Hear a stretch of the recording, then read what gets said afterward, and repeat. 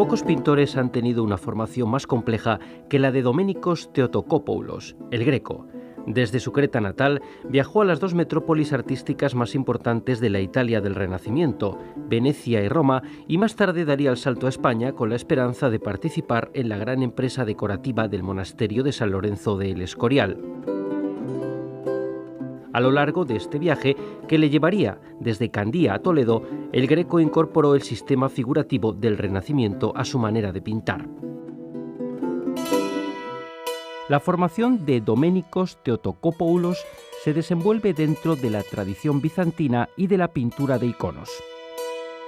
El Greco nace en Creta, en Candía, en el año 1541 y se va a formar especialmente con maestros coetáneos que tiene justo esta tradición de toda la pintura que viene de la época de los paleólogos, una pintura de tradición de raigambre posbizantina, y es aquí donde tenemos que ubicar al Greco.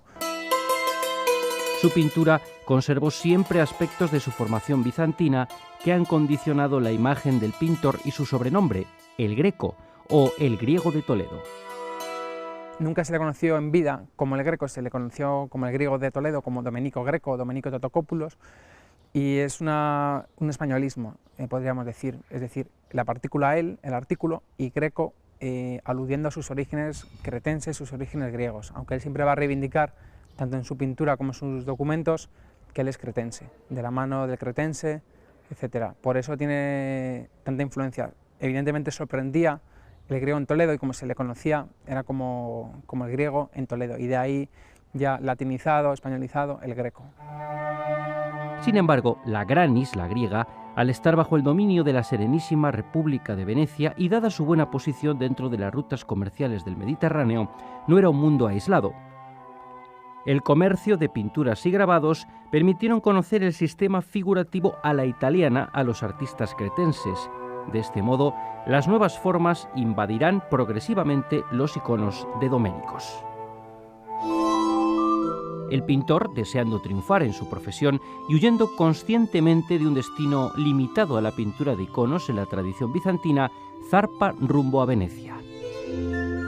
El Greco fue a Venecia porque probablemente era su destino natural, es decir, para un pintor cretense de aproximadamente unos 25 años, ir a Venecia iba a ser el desarrollo natural de un recorrido pictórico que tenía en ese momento en Venecia uno de sus ejes fundamentales. Es decir, que Venecia hacia la segunda mitad del siglo XVI es uno de los grandes focos de promoción de la pintura, en concreto en Europa, donde se están elaborando y se están asentando modelos novedosos, y evidentemente un pintor como el Greco, que tiene expectativas para su desarrollo artístico y siendo súbdito de la República de Venecia, inevitablemente necesita ir a Venecia para su propio desarrollo. En la ciudad lagunar le localizamos por primera vez en la primavera de 1567. En el largo viaje que lleva al Greco desde Creta hasta El Escorial, la estancia en Venecia es fundamental para entender su obra. Y es curioso porque es una estancia, la del Greco en Venecia, en la que tenemos muy pocos datos, para saber qué es lo que hizo. Es decir, de alguna manera el hombre, el Greco, casi desaparece en Venecia, como se ha dicho. No está formando parte de la comunidad de griegos ortodoxos, quizá porque se convirtió al catolicismo. No sabemos exactamente si llegó a conocer al Tiziano anciano, estuvo en el taller de Tintoretto, estuvo en el taller de los Bassano. Hay una serie de cuestiones que se nos escapan en este momento porque la documentación nos falta. Ante esta falta de datos, hay que recurrir a las obras mismas, a los tratados y a testimonios de sus coetáneos. Pero su pintura sí que nos habla de esa estancia en Venecia. Aunque no sean los documentos, mirar las obras del Greco es lo que nos enseña todo lo que él aprendió en Venecia. Aprendió el uso del color y el uso de la luz a la manera veneciana, unos colores que varían con la luz. Aprendió modelos que toma de Tiziano, aprendió muchísimo de Tintoretto, no solo en la manera de pintar, que a veces utilizan como pequeñas figuritas de barro o algo así para como modelos, sino que también esa manera de pintar rápida, la espresatura, lo que se llaman las manchas, los borrones venecianos, eso lo aprende de los pintores venecianos. Hasta tal punto se identifica la pintura del Greco con la pintura veneciana de esa época, que se han confundido algunas obras suyas con obras de los Bassano o obras de Tintoretto. Es decir, que es un pintor que se integra perfectamente y aprende y bebe todo lo que puede aprender, lo absorbe de esa pintura veneciana. Así que hasta el final de su vida va a ver en la obra del Greco esa huella veneciana. En Venecia, el Greco asimiló una técnica pictórica que le acompañaría el resto de su carrera. La principal característica de la técnica del Greco es el ser una pintura que parte de la elaboración de la obra por transparencias y no por opacidad. Digamos que son los dos grandes campos en los que se divide la historia de la pintura. El Greco opta por lo que ya habían realizado los pintores venecianos, Tiziano, Tintoretto, Bassano y todos los demás, y opta por introducir en su obra capas muy traslúcidas que nos inducen a poder nosotros penetrar como a través de esas capas para ver el fondo. Es una obra que funciona, que pinta desde la tela hasta las últimas capas, y esto solo se consigue a través de esas transparencias. Ha llegado a Roma un joven Candiota, discípulo de Tiziano, que a mi juicio figura entre los excelentes de la pintura. Con estas palabras escritas el 16 de noviembre de 1570, el miniaturista Giulio Clovio presenta a Domenicos Theotokopoulos en la corte romana del cardenal Alejandro Farnesio, bajo cuya protección vivirá sus 2 primeros años en Roma. Bueno, a la llegada del Greco a Roma, él se relaciona con el círculo del cardenal Alessandro Farnese, que es uno de los papables en esas fechas, aunque no va a conseguir convertirse en papa.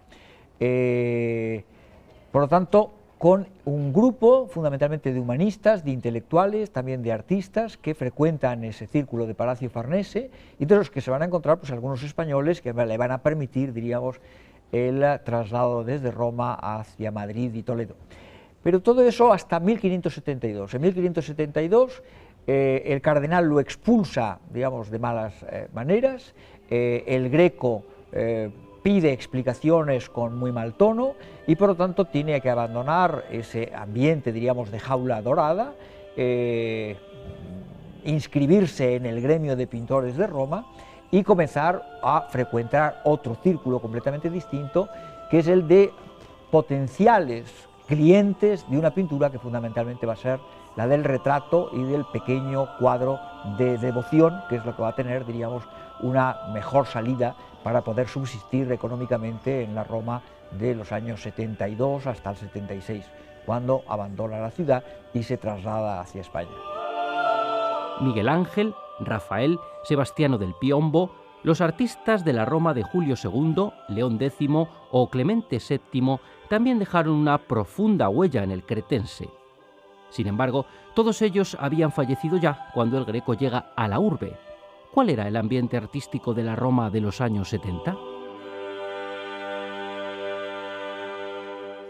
Cuando llega el Greco estamos en un periodo como de interreino, es decir, que los grandes motivos de propulsión artísticas que representa Miguel Ángel y el modelo de Miguel Ángel están ahí, pero todavía no ha venido la fase siguiente, es decir, no ha venido la llegada de los Carracci, que no llegarán hasta mediados del siglo, de la década de los 90, o la llegada de Caravaggio, que también es de las mismas fechas. Es decir, el Greco se encuentra en un sitio muy asentado desde el punto de vista de los modelos, donde puede aprender mucho, pero donde no hay grandes acontecimientos durante su estancia, es decir, no hay grandes focos de producción extraordinariamente importantes como los que hubo en la primera mitad del siglo, como pues la Capilla Sistina o o como los que van a venir en los años inmediatamente posteriores, como puede ser, por ejemplo, la Galería Farnesio, donde además estuvo en el Palacio Farnesio el propio Greco, pero estuvo en este momento como de interreino, donde todavía los modelos antiguos no han terminado de cerrar su recorrido y los nuevos todavía no han llegado. La estancia romana también consolidó las ideas que, en materia de arte, el Greco había comenzado a desarrollar en Venecia. En estos años debió participar tanto de los debates estéticos que enfrentaban el diseño toscano con el colorito veneciano, como en las discusiones en torno a la imagen religiosa alentadas por el Concilio de Trento. Bueno, en Roma los debates en los años en que está el Greco en Roma, a comienzos de los años 70, estaban dirigidos fundamentalmente a la propiedad religiosa de una pintura que intentaba adecuarse a las directrices del Concilio de Trento en materia de las imágenes. Por lo tanto, diríamos, es un debate menos artístico que de contenidos religiosos. De ahí que el Greco, que hace una propuesta nueva basada en la fusión de la pintura de Tiziano con lo que sería la forma de Miguel Ángel, pero con críticas precisamente al mismo tiempo a Miguel Ángel y a la Capilla Sixtina, pues se encontrara dentro de un debate como suponía el que la propia Capilla Sixtina hubiera sido mal vista desde un punto de vista de los contenidos religiosos del juicio final, fundamentalmente. Por lo tanto, diríamos, está metido dentro de todos los debates, desde su planteamiento colorista a la veneciana, criticar a Miguel Ángel e intentar hacer unas propuestas de carácter religioso que no iban en sintonía con las directrices generales de la Contrarreforma en Roma. La llegada del Greco a España en torno a 1576 fue probablemente auspiciada por las promesas de la familia Castilla, de quien recibe sus primeros encargos toledanos: la decoración de los retablos de Santo Domingo el Antiguo y el expolio para la Catedral de Toledo. Estas obras muestran una clara evolución en la producción del artista. La pintura del Greco era una suma de todo lo que él había aprendido en Roma y en Venecia, o en Venecia en Roma, más su formación inicial en Creta. Lo que ocurre es que desde el primer momento en el que empieza a hacer los encargos en Toledo para los Castilla, en concreto para don Diego de Castilla, cambia radicalmente, parece dejar de lado esas enseñanzas que tanto le había costado aprender, de pasar de un pintor a la maniera greca a ser un pintor a la maniera latina. Abandona ese aprendizaje y lo convierte en una pintura en la que es un constante juego, una constante mezcla entre una vía más realista y una concepción muy abstracta de la pintura. Y a partir de ahí todos esos rasgos, o esos dos rasgos principalmente, se van a ir acentuando hasta el final de su vida. La inserción en un nuevo mercado artístico, el influjo cada vez mayor de las normas tridentinas y la defensa de su concepción del oficio del pintor hicieron que el Greco chocase en numerosas ocasiones con su nueva clientela. El pensamiento de la Contrarreforma lógicamente le influye porque forma parte de un contexto ideológico y espiritual en el que él se mueve. También porque los clientes, en su mayoría, es una clientela religiosa que está dentro de esos parámetros, y porque toda su obra en Toledo está realizándola en una ciudad que es la primera en la que se aplican los decretos conciliares. De modo que le influyen. Lo que ocurre es que el Greco jamás va a sacrificar su concepción de la pintura como un arte liberal en aras de contenidos o de preceptos y conceptos que no pertenezcan al propio quehacer artístico. En ese sentido, toda la obra religiosa del Greco es una búsqueda de un equilibrio constante, de unas vías de escape con las cuales adaptar esa normativa, que a veces es bastante presencial, a sus ideas de libertad del arte y de la libertad de la pintura. Y ese es quizá el equilibrio que más le cuesta de cara a la clientela, ¿no? y que a veces provoca unos pleitos y unos desencuentros. La mayoría de las veces los problemas que tiene el Greco con sus clientes difíciles y que desembocan en pleitos a veces durísimos, la clientela lo que hacía era hablar de la falta que el Greco cometía contra determinadas pautas y normas. Esa era la excusa, porque en realidad lo que buscaban era, utilizando ese razonamiento, rebajar los precios. Y ahí está también un poco la defensa que el Greco hace permanentemente de su libertad y cómo consigue ese difícil equilibrio que le separa y le caracteriza y le individualiza con respecto a todo el contexto pictórico que le rodea a los otros artistas, que tienen digamos una adecuación mucho más reglada con respecto a esa normativa.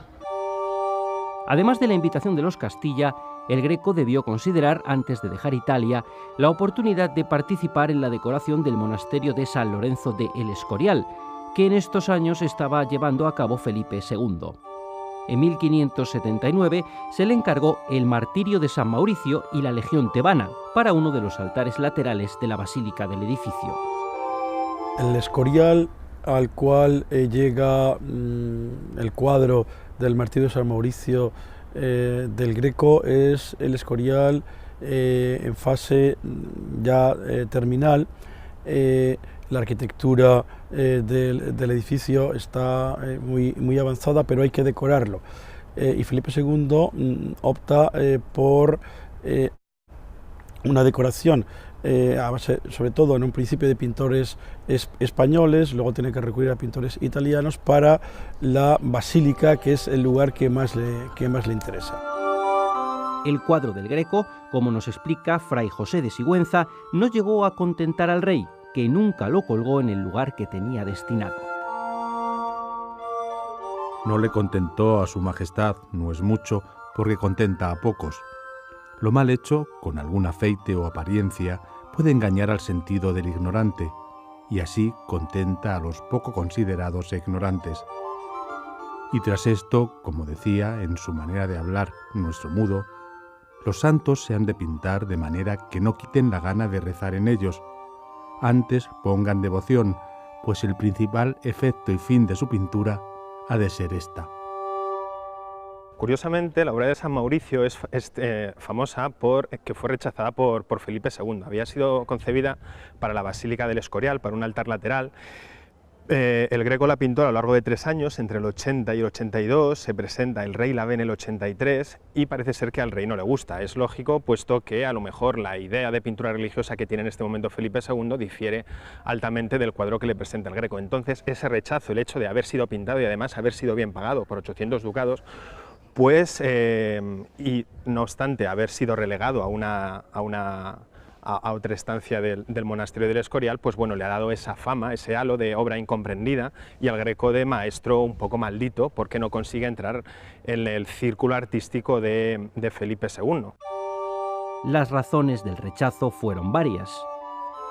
Felipe II quería que en esta basílica las obras pictóricas tuvieran un lenguaje solemne, un lenguaje severo, un lenguaje además realista, un lenguaje que pudiera conmover al espectador, al fiel.